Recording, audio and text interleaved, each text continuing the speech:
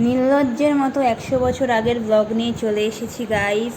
আরে আরে আস্তে আস্তে দেখে দেখে লাইন দিয়ে সবাই আসুন, লাইন দিয়ে গালাগালি দিন, কেউ ধাক্কাধাক্কি করবেন না, কমেন্ট বক্স খোলা আছে আপনাদের জন্য।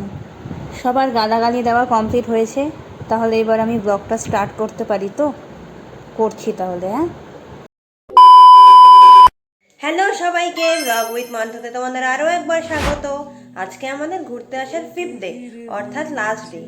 খুবই খারাপ লাগছে, মন তো খারাপ হবেই। ঘুরতে এসে সবারই ভাল লাগে, কিন্তু বাড়ি ফিরতে মন চায় না। আর সত্যি কথা বলতে বৃন্দাবন মথুরা ঘোরার পরে বাড়ি যেতে সত্যিই আর মন চাইছে না, ওখানেই থেকে যেতে ইচ্ছে করছিল। তারপর তো এলাম দিল্লিতে, দিল্লির থেকে আজকে যাব বাড়িতে। আমাদের ওই 3:15-র দিকে ট্রেন আছে, তো আমরা তখন যাব।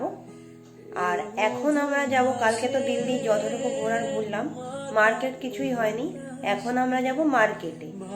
তো চলো এখন মার্কেটে যাওয়া যাক। সকালে কিছু খাইনি, দেখি কিছু খাওয়া দাওয়া করব, তারপর আমরা সবাই মিলে যাব মার্কেটে। চলো যাওয়া যাক।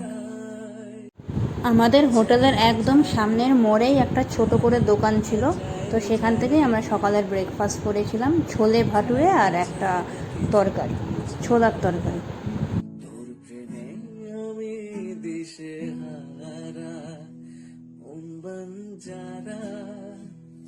করছে ইশারা, দিচ্ছে পাহারা তোর চোখে ঠোঁটে গায়ে। এই মধু আসে মাতাল বাতাসে, ভালোবাসা জমে। ব্রেকফাস্ট করে তারপর আমরা চলে গিয়েছিলাম টোটো করে মার্কেটে। সামনেই ছিল একটা মার্কেট, নাম সদর মার্কেট, কিন্তু ওখানে সেরকম জামা কাপড় কিছুই আমাদের পছন্দ হয়নি। তাই টোটো করে আবার আমরা চলে গিয়েছিলাম মেট্রো স্টেশনে। ওখান থেকে রাজীব চকের মেট্রো করে রাজীব চকে গিয়েছিলাম। ওখান থেকে তারপর গিয়েছিলাম আবার টোটো করে পালকি বাজারে। হ্যাঁ, পালকি বাজারে গিয়েছিলাম। ওখানে কিছু জামা কাপড় পছন্দ হয়েছিল, কিন্তু মানে আমাদের হাতে টাইম এতই কম ছিল, ট্রেন ধরার তাড়া ছিল, আর অনেকটা লেট হয়ে গিয়েছিল বেরিয়ে যেতে বাড়ি থেকে, হোটেল থেকে। সেই জন্য আমাদের মানে আধা ঘন্টা সোয়া 1 ঘন্টার মতো টাইম ছিল মার্কেট করার। তো আমি অন্তত কিচ্ছু কিনি, মানে একটা সুতাও আমার কেনা হয়নি।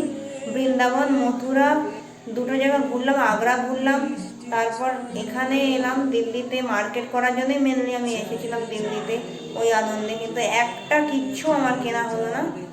দেখা যাক এখন ওখানে গিয়েই কিনবো আর কি।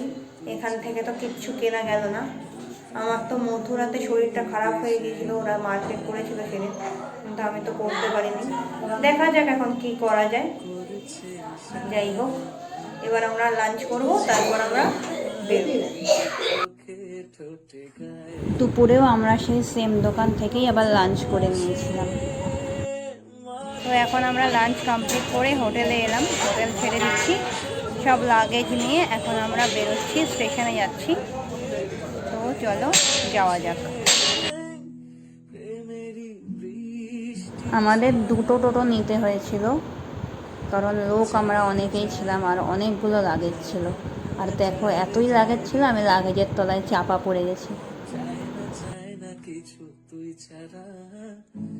দিল্লিতে এসে আমরা যতটুকু ঘুরেছি সেটা গোটা দিল্লির 1%ও না, তবুও আমরা যতটুকু ঘুরেছি আমাদের খুবই ভালো লেগেছে, খুব মজা হয়েছে। বাট আমার একটাই আফসোস রয়ে গেল, দিল্লিতে আমি এসেছিলামই মেন শপিংয়ের জন্য, এক ফোঁটা কিচ্ছু কিনতে পারলাম না, আমার খুব খারাপ লাগছে সেটা।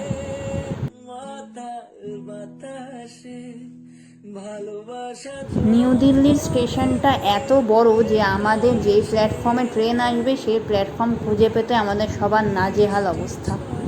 তা যাও খুঁজে পেলাম, তাও আবার এসে দেখি ট্রেন লেট 2.5 ঘন্টা। আমরা এত তাড়াহুড়ো করে আসলাম, কোনো শপিং করতে পারলাম না, কিচ্ছু না। এদিকে ট্রেন 2.5 ঘন্টা লেট। এই 2.5 ঘন্টা আমরা অনেক শপিং করে নিতে পারতাম, আই গেস।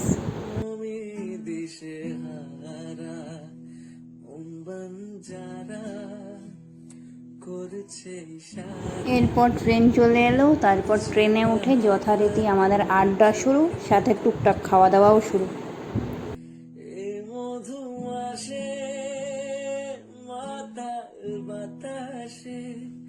ভালোবাসা জমে মেঘ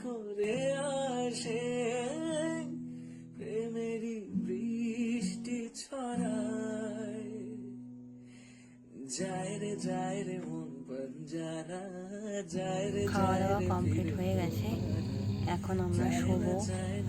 তো আজকের দিনটা আমাদের এভাবেই কাটলো। দেখা হচ্ছে নেক্সট ভিডিওতে। আমার ভিডিওটি যদি ভালো লেগে থাকে তাহলে একটা লাইক, শেয়ার অ্যান্ড সাবস্ক্রাইব করে দিও।